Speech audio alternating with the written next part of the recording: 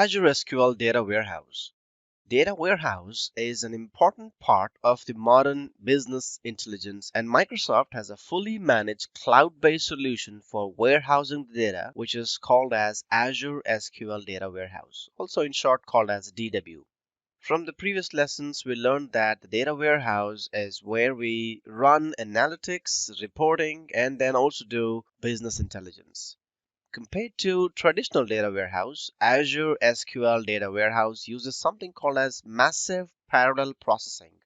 What it means that Microsoft Azure SQL will split up the workloads to different processors that will then work on different parts of the program. Each processor will use its own operating system and memory.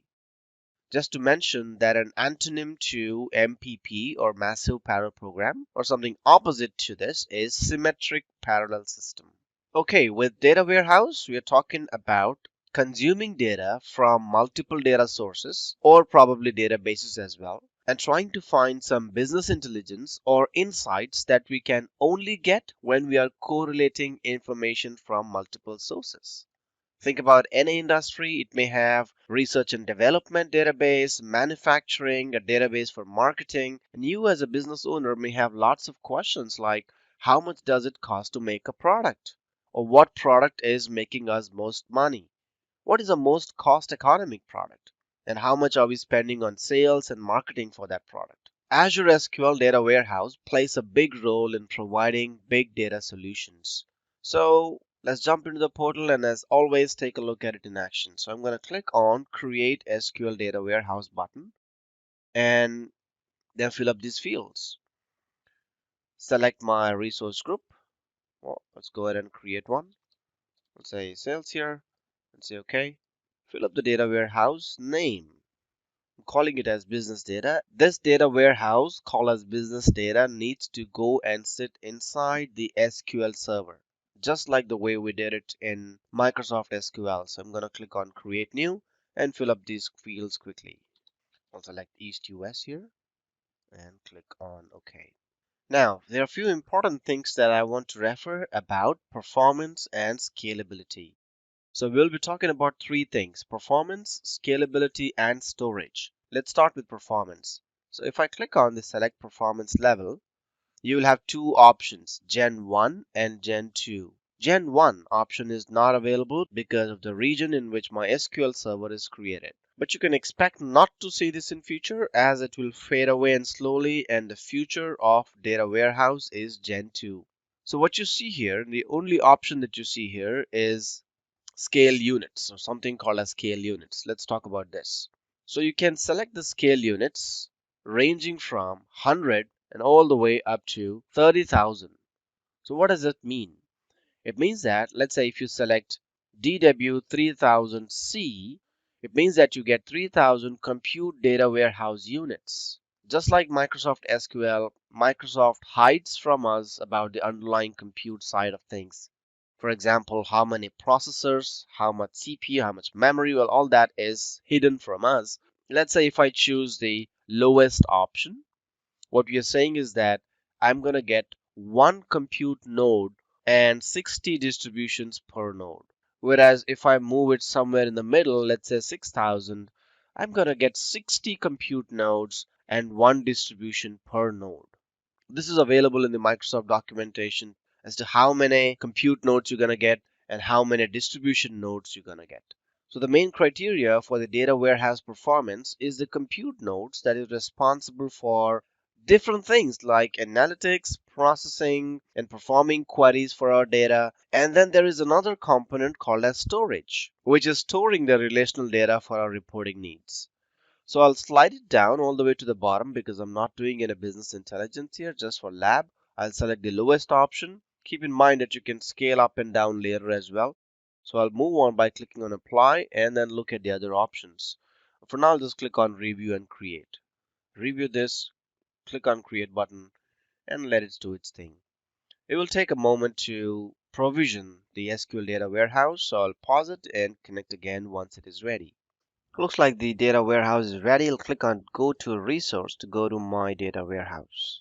Let's talk about scalability first. So let's click on the scale button right here. So That means that you can scale across different plans, similar to Azure SQL. This is not an automatic scaling. That means you have to do it manually unless you have your own automation mechanisms or Azure functions doing it for you. So you can slide this up and down to increase the performance of your data warehouse system. One great feature that I really like here is the pause button. So if you're not utilizing the massive feature sets and capabilities of Azure Data Warehouse, probably during the good chunk of the day or during holidays, then you can just come here and pause. So we are paying separately for compute and then for storage as well.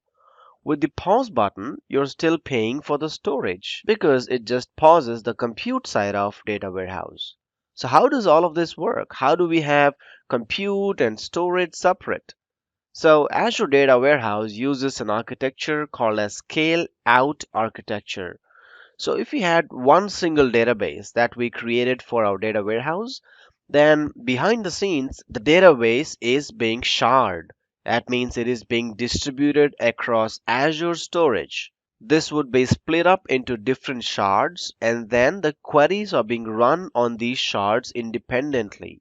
So with this approach, we are distributing our data across storage and distributing our processing across different compute nodes, and that's what makes it really powerful. The massive parallel processing of Azure Data Warehouse would let you build reports and queries and let you run that very, very quickly. I would like to mention one more thing that Azure Data Warehouse uses something called as Polybase Tsql. And that makes it efficient to connect to different sources and read data from external data sources as well. In the past, with data warehouses, it was very difficult to join your SQL Server data with external data. Microsoft recently had their Ignite 2019 event and they consolidated Azure Data Lake and Data Warehouse and call it as Azure Synapse Analytics, and hence it is formerly Azure SQL DW. So just to take a step back, few years ago, 2015 was when Azure first generation SQL Data Warehouse was launched. Then in 2018, the second generation, which is Gen 2 SQL Data Warehouse, is generally available.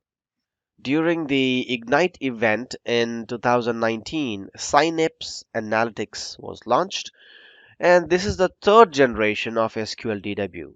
So this provides quite a lot of capabilities. So you got analytic workloads, including data warehouse, data lake, machine learning, and the data pipelines, everything all together into one single service. This is just to add on to tell you what are the new features that Azure has got up. But at this point, let's talk about data warehouse with respect to performance, storage, and scalability. Azure SQL Data Warehouse provides all the compute power, all the storage, and the analytics that is required for a business.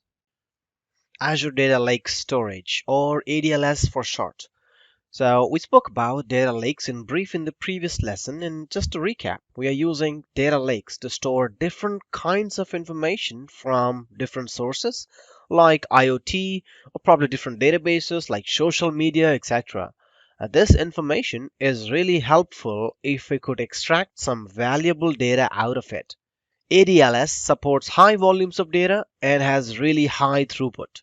So we're talking about petabytes of data, not just gigabytes or terabytes, but petabytes of data being pumped into ADLS. And the throughput that you can expect is in gigabits. So high volume, high throughput. That is when you would use data lakes. So it's all unstructured data that goes all inside ADLS. On the other hand, data warehouse is when you know what type of reporting and what type of queries you want to run. But with ADLS, we don't know the purpose of that data. Maybe we need to perform analysis on that data as soon as it gets into ADLS, but that's only subject to analysis. We won't know the purpose of it unless it gets into it. But for this analysis, there are several tools that are developed for the purpose of doing data science and data mining community. So we got HD Insights, Hadoop, Azure Databricks, and so on, and we'll talk about these in the upcoming lessons. But for now, ADLS, there are two different generations of ADLS. There is Gen 1 and Gen 2. But for this lesson, we'll just stick to ADLS Gen 2. It's worth mentioning that there is a separate component called as Azure Data Lake Analytics, or ADLA. ADLS is Azure Data Lake Storage. ADLA is Azure Data Lake Analytics. So you know that ADLS is there to store all of that unstructured information, but ADLA is focused on doing analysis for all that information. ADLA does not support ADLS Gen 2 and supports only Gen 1. So ADLA is something that looks into ADLS and gets that intelligent information for you. So let's go look at the portal and create a storage account. And I'm sure you will understand this now why I'm creating a storage account when we're talking about ADLS. Well, let's go ahead and create one. I'll click on create resource and then just quickly type storage account here. All right, blobs, tables, files, and queues, and click on create. I'll quickly go through these fields and fill that up. Select the resource group here. I think I must have a resource group called sales right here, which I've been using since beginning. Type the storage account name. So lots of data. Yeah. Okay. We'll host that in East US as always. We really don't care about these values at this time. We'll just leave it to default. Probably keep it as LRS. Go next. All right, that doesn't matter. But this is what I wanted to show you. Data Lake Storage Gen 2. It just tells us that when you create a storage account, you have the option to choose in a data lake. That means that ADLS is backed by Azure Storage. So we are creating a high scalable, high throughput solution for ADLS via the storage account. All right, so I'll just leave it here. Click on review and create, and finally click on create. All right, so while that is in progress, let's go ahead and talk about pricing. Well, you pay for the storage. Well, of course, because all of this is going inside a storage account. But it all depends whether you're using a hot storage or a cool storage or an archive storage. Keep in mind that the pricing would be cheaper if you use more storage, right? So let's take a look at this table here. It says that for the pay as you go, the first 100 GB will cost you about 39 cents per GB. And as you move up into the ladder, consuming more and more of the storage account space, you would pay less for that. That is 37 cents per GB. At times, you may want to commit to Microsoft and say that, hey, I want to commit to at least 100 terabytes. Then probably you are looking for this set of packages. If you commit for 1 terabyte, then it is 35 per month. And as you move up the ladder and consume, let's say, 1000 terabyte, then you are going up to like $26 per month per terabyte. Yeah, that's where I said you'll be paying lesser as you consume more and more storage out of the data lake. Now, apart from this, you also need to pay for the transaction prices. So we are paying for the read operations and write operations, and all of these transactions are chargeable. Bear in mind that we pay a lot more for storage in data warehouse as compared to data lake storage. I'll go back to storage account. Looks like the storage account is created, so I'll go to the resource. So if you scroll down to the bottom a little bit, you will see the data lake section under which you gotta create a container. Now let's go ahead and create a container, and I will say IoT data here and say okay, but this name should be in lowercase and just say all right. Now this IoT data container or file system would then be accessible from Azure Storage Explorer, or you can run API calls against it. That way you'll be able to load lots of information into it and then use Azure Data Lake Analytics to do analysis and get some information for you. Again, if you're thinking about scalability and performance, well, ADFS Gen 2 is built in for scalability and performance. So there's not a lot we can do with this dashboard as the capabilities are built in. Yes, we can definitely change the tiers between hot, cool, and archive. So what do we need to make sure that your ADLS performs good? Well, we need to have a good handle on the data that is getting in, which is the input, and the data that flows out, which is the output. So there is nothing we can configure in ADLS itself. So we need to think about how are we going to get the data in and data out. So how are you thinking to pump the data into ADLS? Is it through on-premise environment or a virtual machine that is created in a different VNet? If yes, maybe what sort of connections do we have? Is it a site-to-site VPN or an express route? What is our bandwidth? What sort of network capabilities do we have? Is there an advanced network adapter connected to the virtual machine? Is the data going over the public internet?